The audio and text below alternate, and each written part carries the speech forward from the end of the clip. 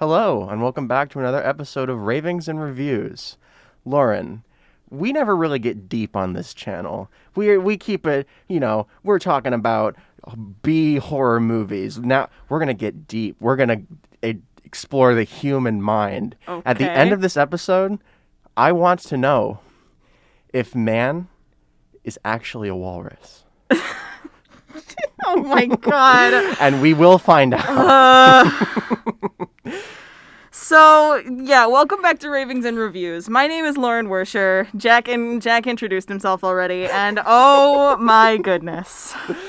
The movie that we have chosen to review for this week is none other than Tusk from 2014. The year of my favorite movie, although this potentially could take the spot of my favorite movie. Wait, which movie are you talking about? My favorite movie of all time is Whiplash. It came out in 2014. Okay. 2014 was a banger year for movies. Birdman came out, the Lego Movie, The Raid 2, Whiplash, and Tusk.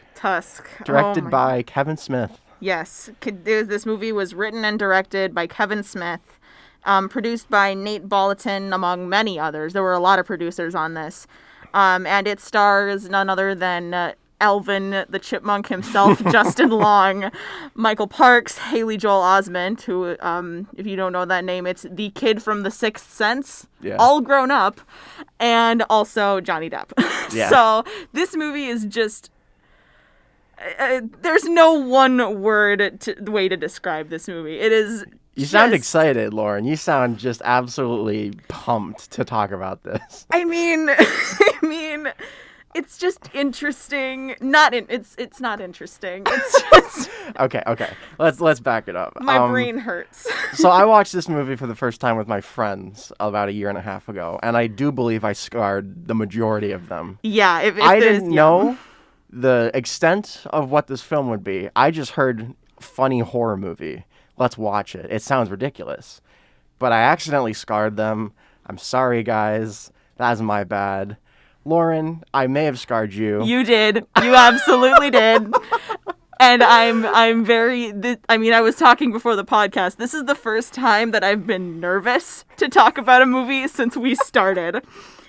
Because do we want to just explain the plot of this movie really quickly just so people can understand? We'll give the synopsis. Okay, so the very, very bare bones synopsis is that this guy, the main protagonist, played by Justin Long, goes to this man's house to interview him for a podcast he's doing. Very fitting. We can talk about that later, though. But he goes to interview this man, and then this man, in turn, kidnaps him and wants to turn this man into a walrus. A flesh walrus. You heard me right. He wants to physically turn the man into a walrus. What? To answer one of life's oldest questions, Lauren, is the human being actually a walrus inside? That's where this movie is a subversive masterpiece. Yeah. And if you don't understand, then quite frankly, I don't know what movie you were watching, because I watched a masterpiece. Oh my god. Okay. Yeah. Oh jeez. Yeah, this movie is very, very... It takes some weird turns and does some weird things that I was not expecting it to do. We also should mention, this is also an A24 movie, like when we talked about Swiss Army Man with Levon. Yeah. And I think we spared him we spared him this one. Yeah, A24, one of the best studios for putting out new and original ideas and giving artists a chance to express themselves. Also made this. I have some very conflicting views about this movie, but I want to know your thoughts first, because I can't tell if you're being sarcastic or not, because there are some things that do work in this movie, but there are many things that don't. Lauren, does this look like the face of a sarcastic person? I can't see your face because it's half covered by a mask. Jack. I can assure you it is not. This movie ascends cinema and becomes something wholly different. This might be the first movie that we've ever talked about on this podcast that is true art. I forget about Taxi Driver. Forget about Swiss Army Man. Forget about 28 Days Later. we have reached the peak of cinema. Can I just tell them, you dressed up for this episode. He is literally wearing a suit jacket and a tie and like full dressed up for this episode, even though no one can see it. I wanted to wear clothing befitting of the quality of the movie. Oh, yeah. Okay, so we know Jack's thoughts about this movie. I would like to divulge into mine because truly, from the way that I'm saying it, it sounds like I absolutely hated this movie. It was all terrible. Like, nothing was good. I just feel the reason why my voice is like this is because I'm just so conflicted and confused.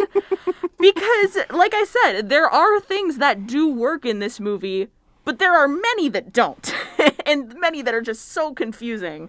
I mean, for starters, the acting is not half bad. Like, the actors that they have for this movie are pretty freaking great. Like, they have, I mean, like Justin Long, I said already. Johnny Depp is in this for a little bit. He's a very minor character, but I feel like his character adds a lot to the movie. Yes, but he definitely adds something to the movie. Yes, definitely something. And I don't know. It's just... You see, in this movie, Johnny Depp has a French accent. He's playing a quirky French investigator, if you will. Yeah. And this character's really deep. Yes. He's actually got a lot of layers because his French accent in the movie is so atrocious that it really lets you know, okay, he's clearly not French. What's going on with this character? And the movie never addresses it. Oh, no, it that's never how does. smart it is. Yeah, okay. His accent is so bad that it gives us new information about the character that otherwise would not be shown to us through normal acting. Yeah. What are we doing? Okay. In all seriousness, Yes. let me take off the jacket. This movie is garbage. I hate it. It's one of my least favorite movies ever. It has almost no redeeming qualities. I think it is maybe the movie that's made me the most angry that I've ever watched in my entire life. When I first watched it with my friends, it was so bad.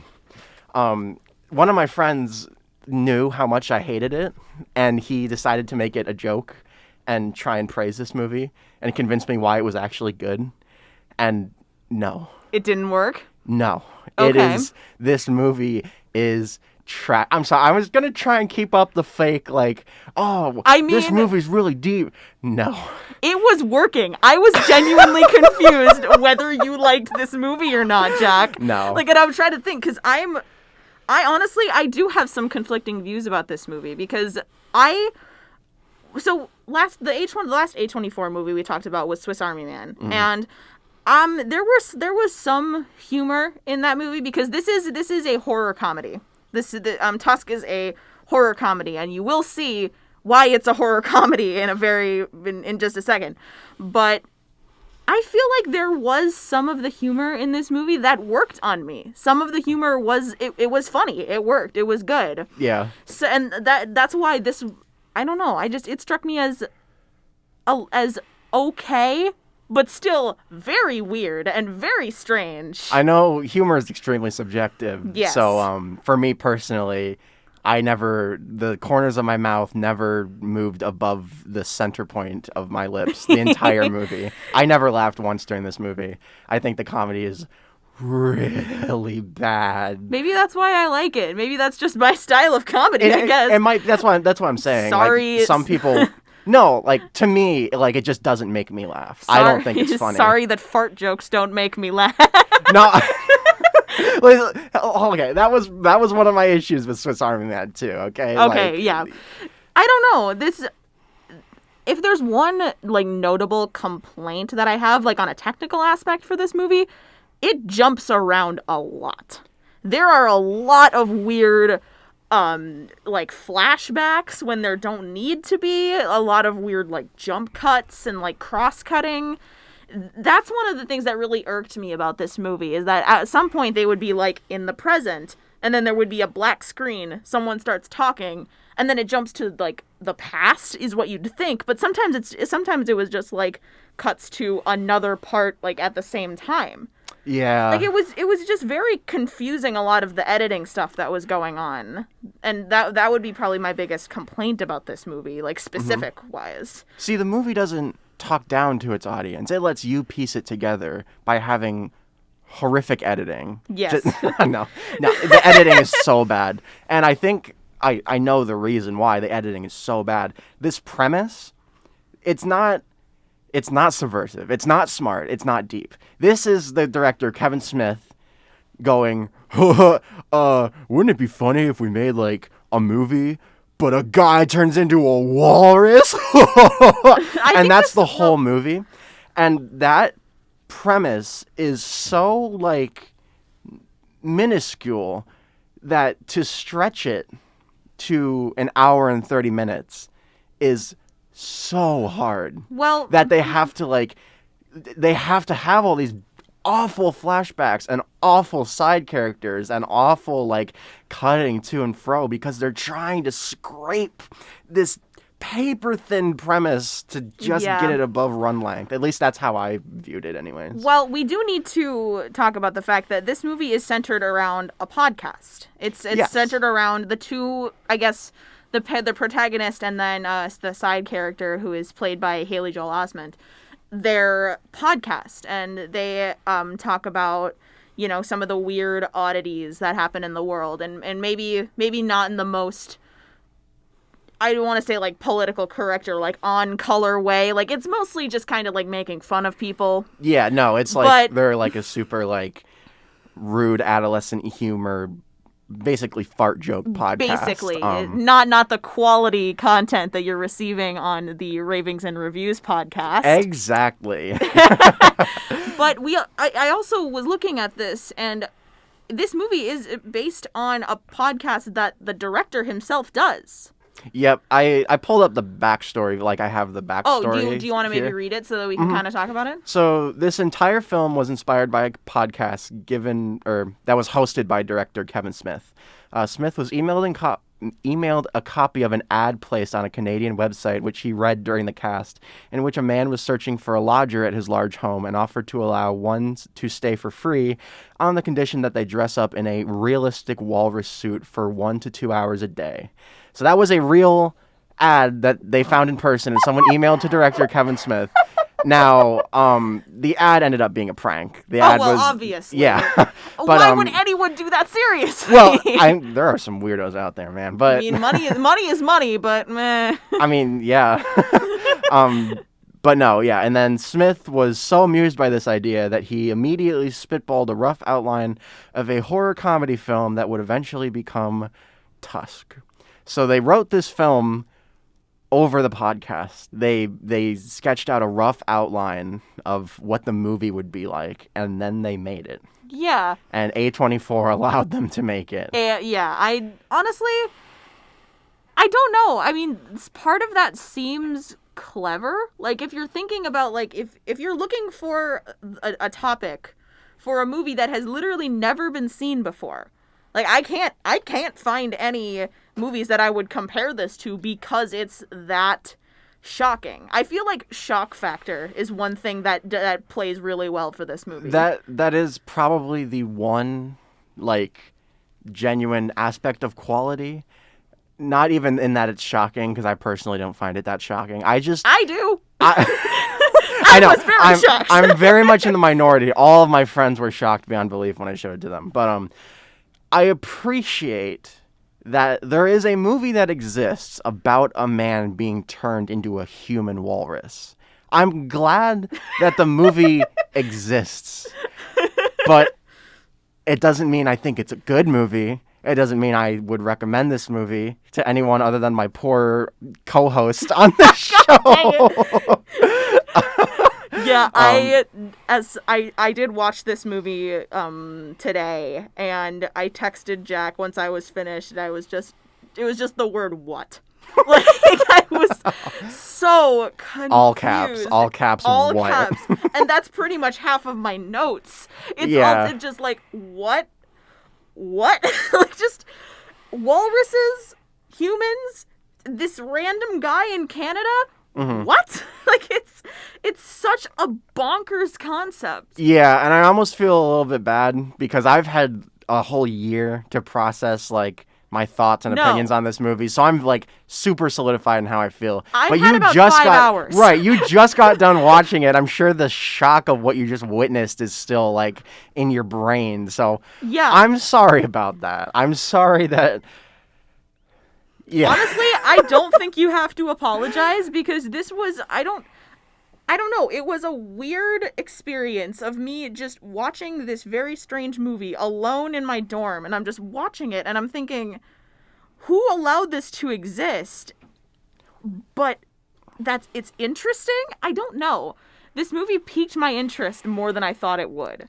It was very surprising. It's such an absurd concept that it's like inherently interesting. Yeah. Like in and of itself. But personally for me, like it's almost too absurd. Not even that it's too absurd. I just think the premise gets old after like 5 minutes. Yeah. I think it's like, That makes sense. wouldn't it be super crazy if there was like this really messed up movie, dude, and we turn him into a walrus? And I'm like, oh, yeah, that would be horrifying. You made it? Oh, okay. Yeah, that's kind of horrifying and all really bad. Okay, there's still an hour and a half left? Oh, my God. And then you have to suffer through the rest of this movie. I could see this concept working for, like, a really high budget, like, short film or, like, something really, really small.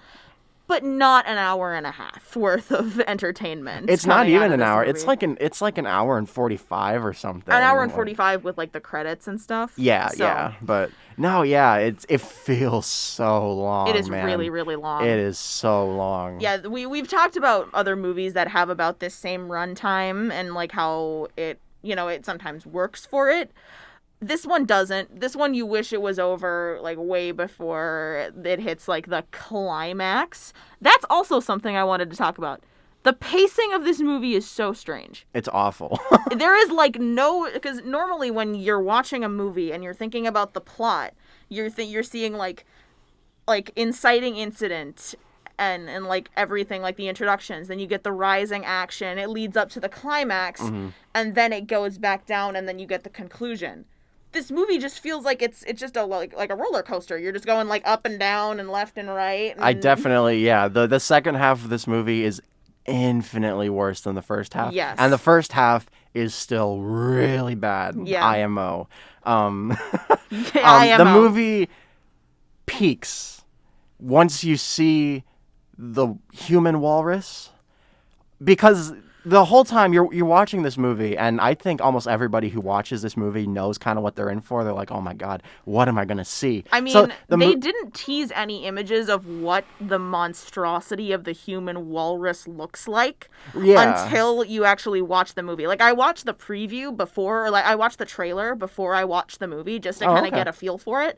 The trailer has no images of what this Justin Long walrus looks like. Oh, weird. And once you actually see it in the movie, it's horrifying. The movie, like, it strings you along for the first half. You're just waiting. You're like, oh my God, what is going to happen? Except, for me personally, I was not that excited. I'm like, oh. No. Wow, oh my God, okay, what's going to happen? And then it happens.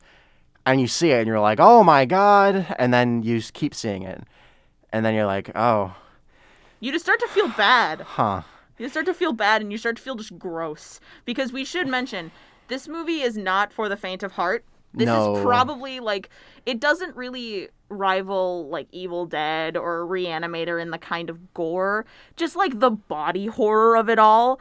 It is extremely unnerving, and I would not recommend this movie to anyone who's, like, sensitive about, like, body modification or, like, surgery or blood. The super absurd premise is either going to really, like horrify and scare people like it did to my girlfriend. And me. And Lauren, apparently it, like, absolutely horrified them. Because it is, like, a horror, I suppose a horrifying concept. And so you have one demographic that's going to be really scared by it, and you have the other demographic that's going to be like, ha, ha, ha, human walrus. That's walrus, so man. that look at how ridiculous that is. And so I feel like it's a horror comedy, not in that it is a horror comedy. It's like two excuses. So it's like, oh, Kevin Smith, I didn't find your movie scary at all. It was just really stupid. They're like, oh, it's a comedy. It's a movie about a walrus, dude. Like, it's so absurd. And then if someone's like, God, Kevin Smith, that movie was so scary. Then they're like, yeah, we were trying to make a really scary movie. We got you, didn't we? That's what it feels like to me. It doesn't. That makes sense. I mean, yeah, and listening to you talk about that and like thinking, yeah, that makes sense. Like they can use like two different excuses for people that are like, this movie is stupid versus this movie was freaking scary. Yeah. But yeah, do we maybe want to take a quick break for some music and then come back and actually get into the plot of this movie? Because oh my goodness. There is so much more to talk about here. There is a lot more to talk about. Yes, we will take a break and we will be right back. Stick around. See you in a bit. All right, we're back. Okay. And it is time. We've established our general thoughts, our first impressions and opinions. Yeah. Let's dive into what we think works and what doesn't. And let's start with the plot. All right. Yep. So I actually didn't really mind how this movie started. I really liked there wasn't really a lot of build up. Like they didn't have like a super long background of like how because Justin Long's character, the main character of this movie is named Wallace. Mm-hmm. Wallace. Get it? Because walrus kind of sounds like Wallace. Yes. I'm Yes. telling this movie is beyond Just our understanding. Genius. But basically it starts off with these two guys doing a podcast, just kind of like you and I are doing. Yeah. And it's Justin Long's character Wallace and Haley Joel Osment's character Teddy. Mm-hmm. And they're kind of doing just like their off color, they're doing their thing.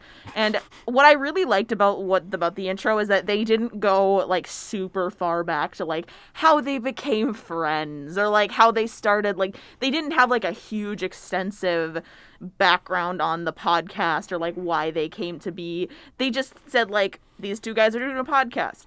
Mm-hmm. Cool.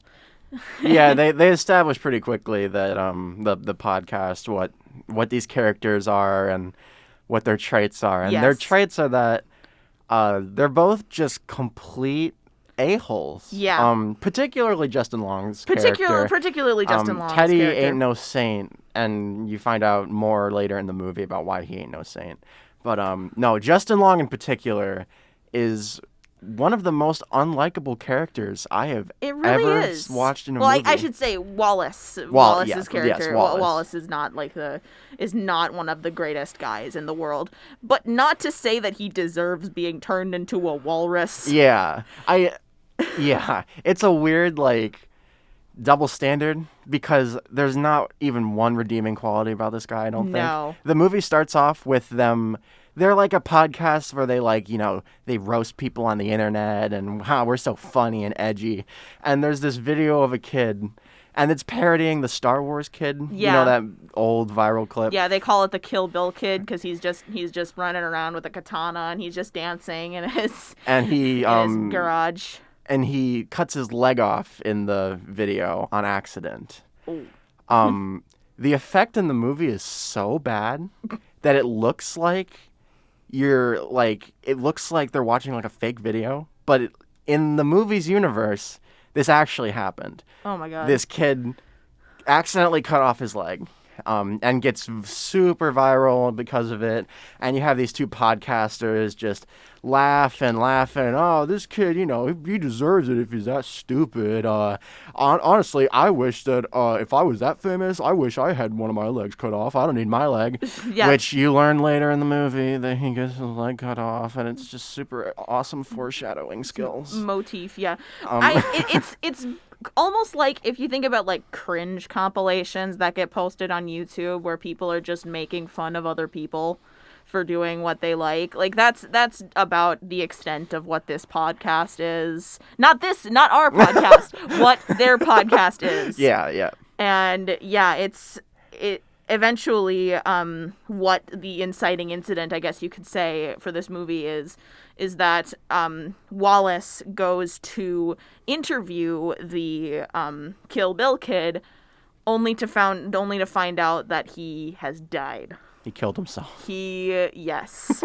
Which is probably one of the saddest parts of this movie, because I felt so bad. He killed himself because of the bullying that he received from people online, including these podcasters. So these two grown men.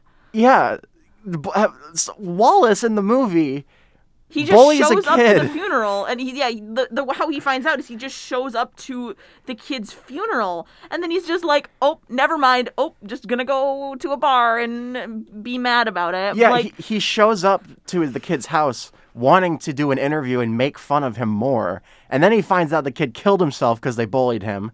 And then he goes to a bar and he's like, this stupid kid. God, what a loser. He killed himself. Now what are we going to do for our podcast? This kid's so selfish. Yeah. Literally just one of the worst human beings ever. I know. It made me very upset. Like, that's kind of where the movie started to, like, make its, like, little dip down for me in my liking meter. Because, like, it was kind of like, I want to say it was like 3/4 of the way at the beginning of the movie where I was watching their podcast and, like, being like, funny. It's like what we do. Yeah. And then, like, when it hits the Kill Bill kid part, I'm like, okay.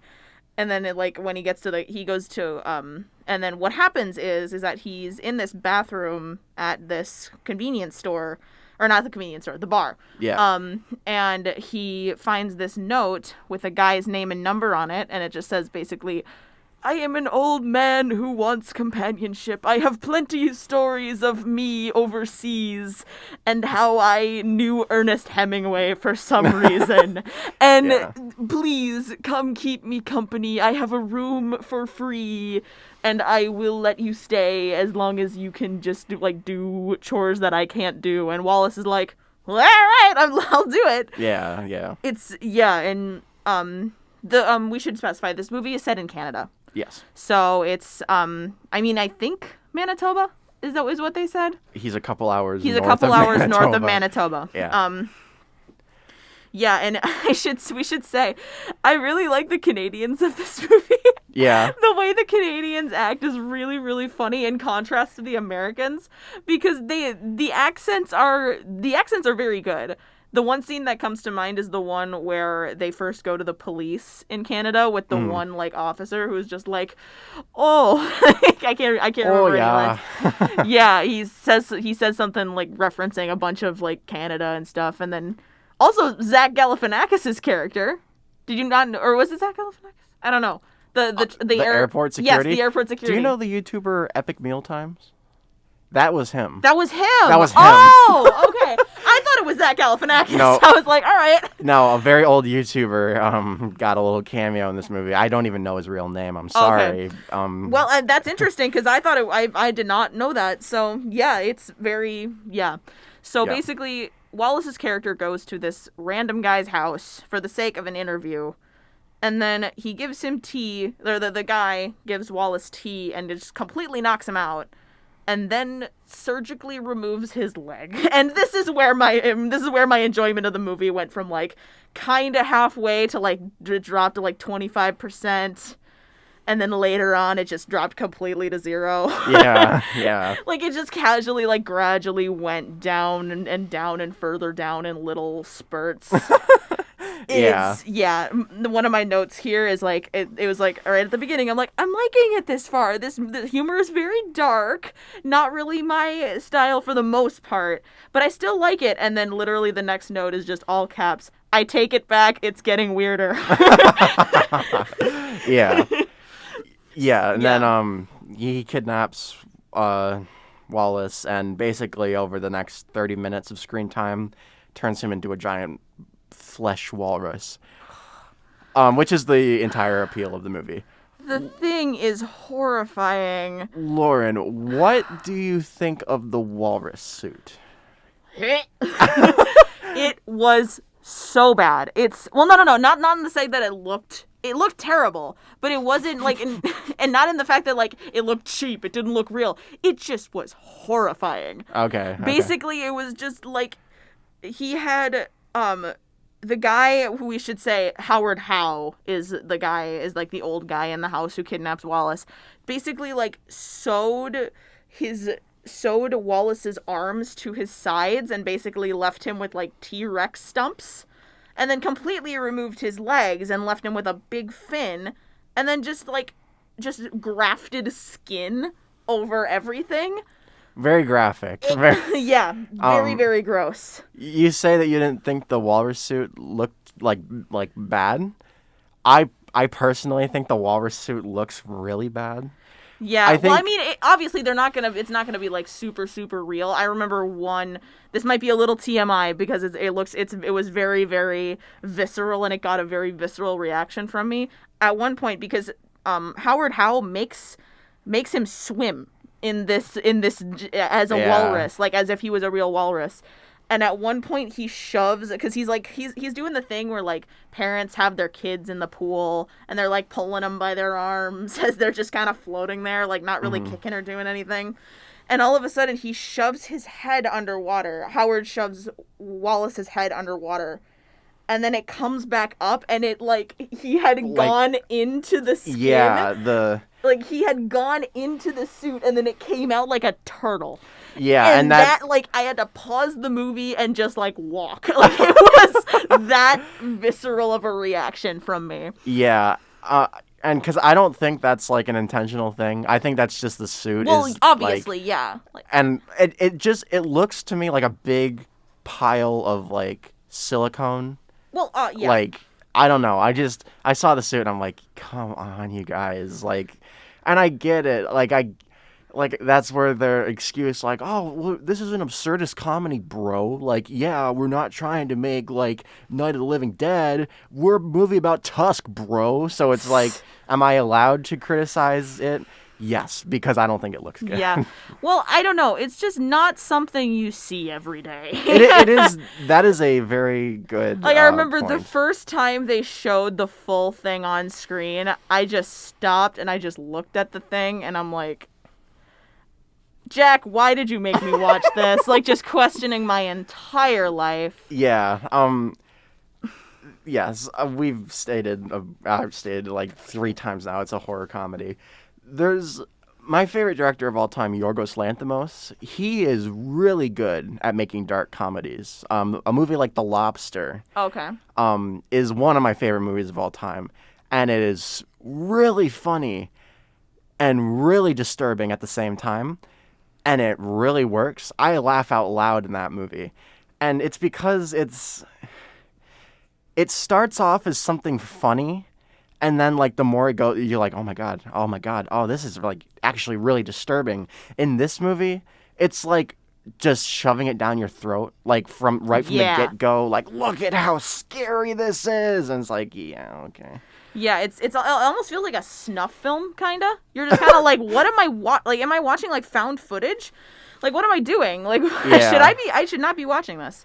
I will say, I think listening to Michael Parks, the actor that plays Howard Howe, when he like tells stories in the movie, he's very nice to listen to. He is. I agree with that. I definitely agree with that. He really like got into this role, and I'm pretty sure the role was written for Michael Parks to play.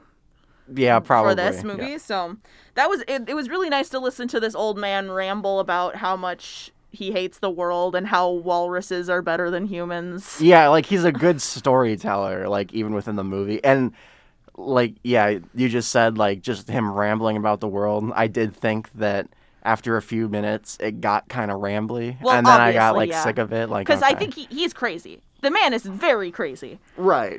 It almost reminds me of like Frozen when Kristoff he's singing to his reindeer. It's just like, walruses are better than people. That's a good comparison, actually. Yeah. Do you think that's true? Like, it's just like rambling about how the world, like all humans suck, and he just wants to live with animals for the rest of his life. Yeah. Like, all right. Really quick, what did you think of Johnny Depp's character? I liked it. I Okay. feel like it added a bit of like kind of not lightness, because obviously this movie's not light at all. I just liked it was just a nice little like breath of fresh air to be like, oh, Johnny Depp is in this movie. Like he's doing his best. Like he's making it funny. He's trying to, kind of move the plot along. But I wanna talk about the end of the movie. We Okay. need to talk about the end of the movie because I hated it. Okay. That's funny very- that you say Johnny Depp moves the plot along, because I personally thought he brought it to like a screeching halt. Really? It just when you see him in the diner and he's first established. Well, yeah, that I diner feel like scene is the really, movie really long. just crashes down, and it's like, oh my god! And you're listening to Johnny Depp talk in a French accent, Yeah. and it's really funny because he's talking in French accent. Yeah. But no, yeah, let's Yeah, talk about the end of the movie. This movie did not set itself up for a sequel. Thank God. But but wait, what happens at the end of the movie is that Howard Howe is basically doing all of these little like activities and like fun things with the walrus, teaching him how to be more walrus-like. And one of the things he does is that he puts on a walrus suit himself, Howard Howe does, and physically fights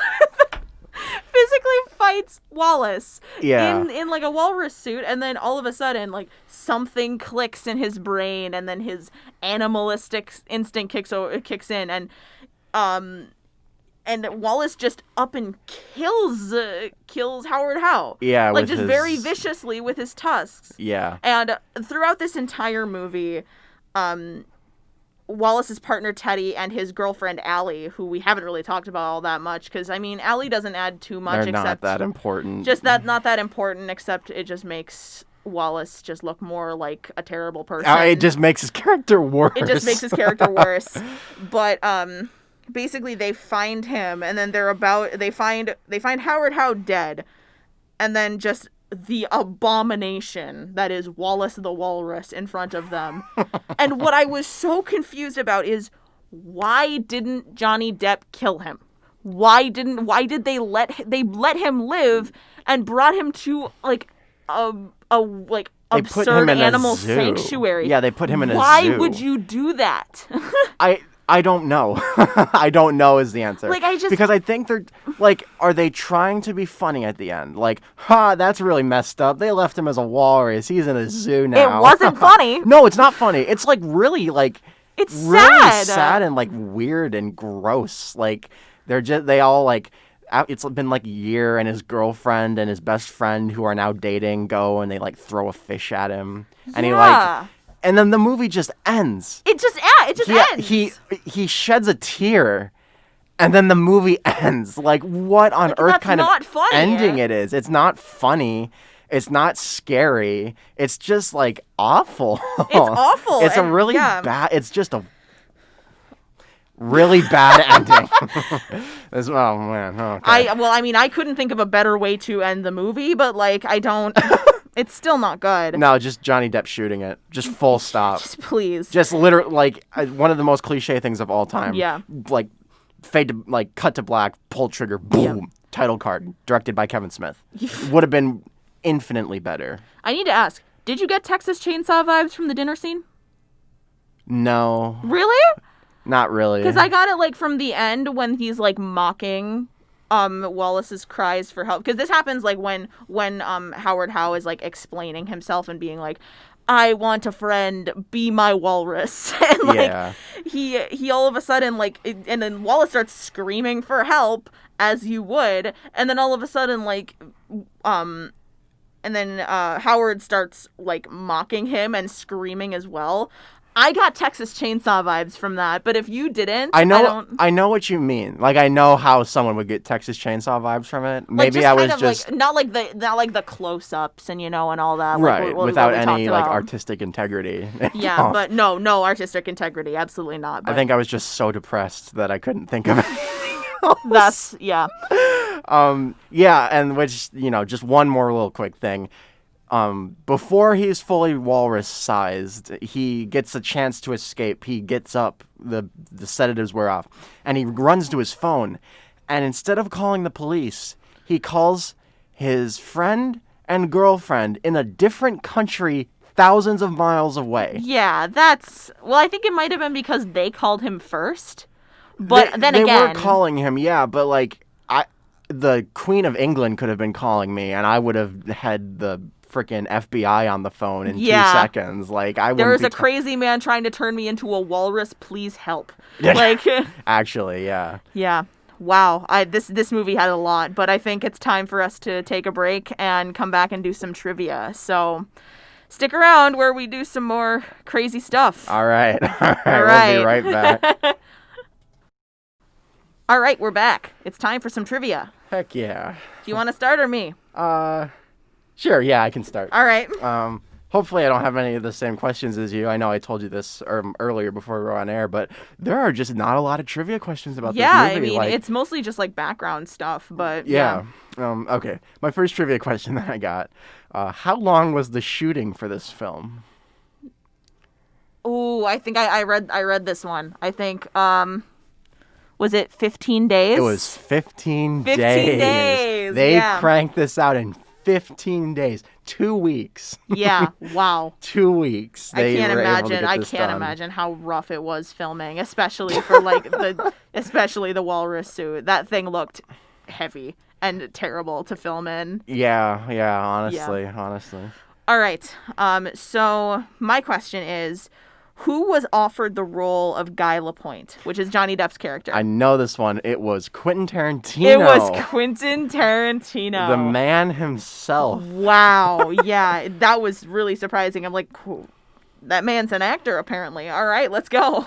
Yeah, he acts in every single movie that he directs, like in his own movies. Okay. If not just a cameo. I know in Pulp Fiction he plays like a legit character. It's got a lot of screen time.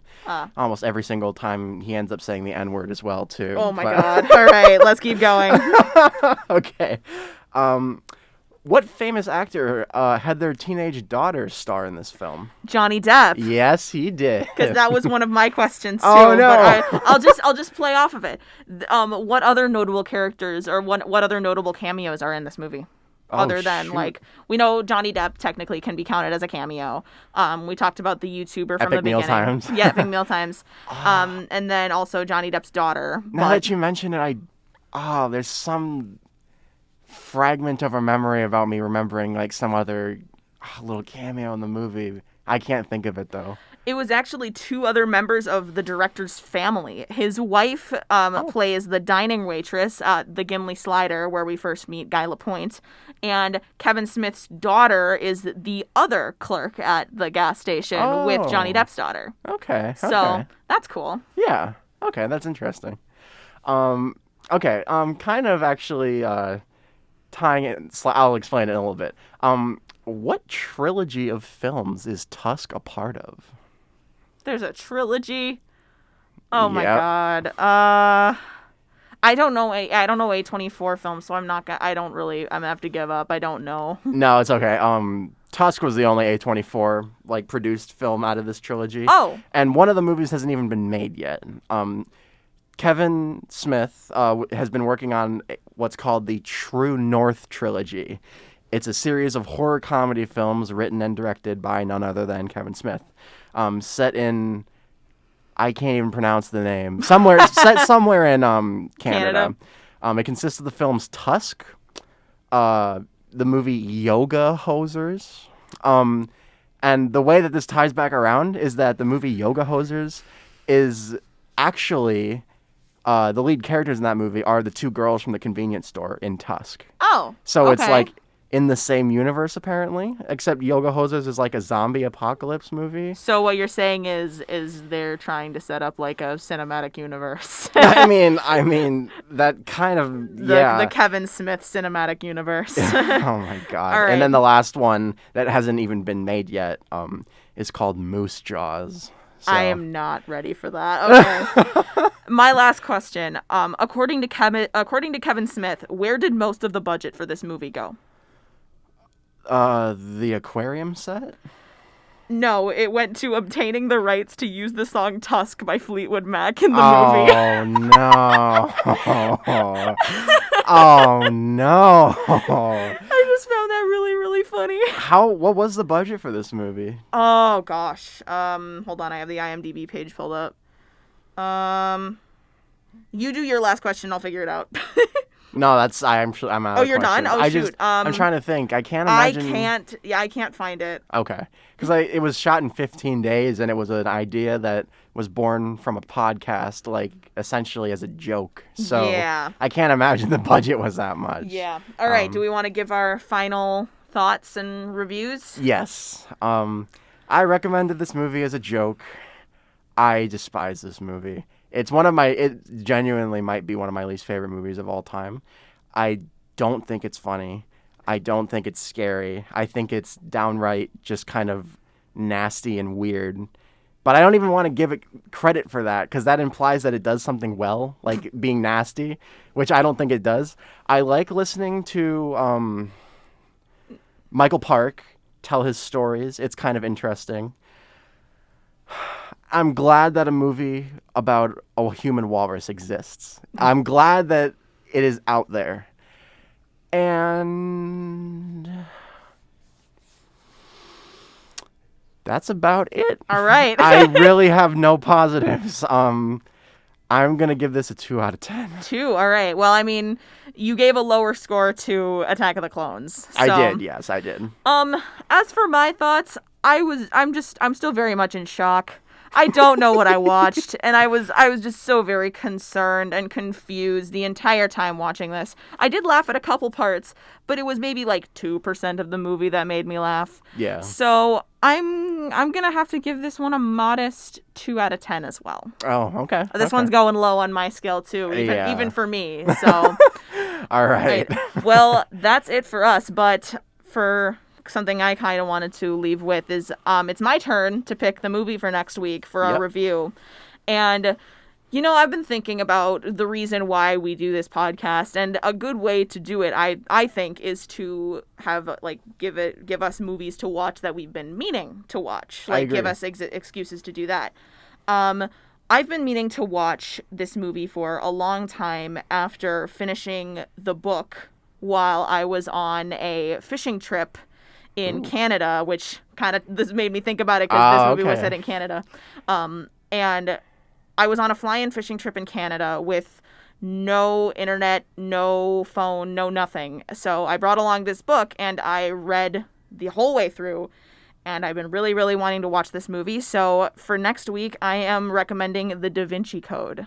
Oh, okay. So I really like the book, and I really hope I'm going to like the movie. My dad likes that movie. I haven't seen it before, but I've heard my dad talk about it. Then let's we're going to dive straight into this together then. Okay, interesting. So I think that will be, at least from our recommendations, this will be the first non-horror we're going to break out of the horror genre. Probably. It's not at least for us too. It? No, I don't know if I would consider it a horror movie. Yeah, no, just in terms of our recommendations. Yeah. And we can recommend horror in the future. But no, you can you don't have to worry about being too squeamish for our reviews anymore. Yeah, thank you. I think we're going to end it on Tusk for a little bit. At least a little bit, yeah. All right, Da Vinci Code. Yeah, so stay tuned for Friday where we're going to have another episode with a wonderful guest star.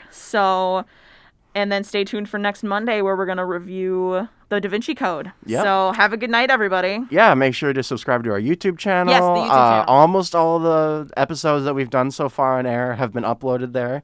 So we'd really appreciate it if you could go give it a like and consider subscribing so that you can stay up to date on what we've been doing. Follow the Twitter, follow the Instagram, and have a good night, everybody. Yep, have a good night.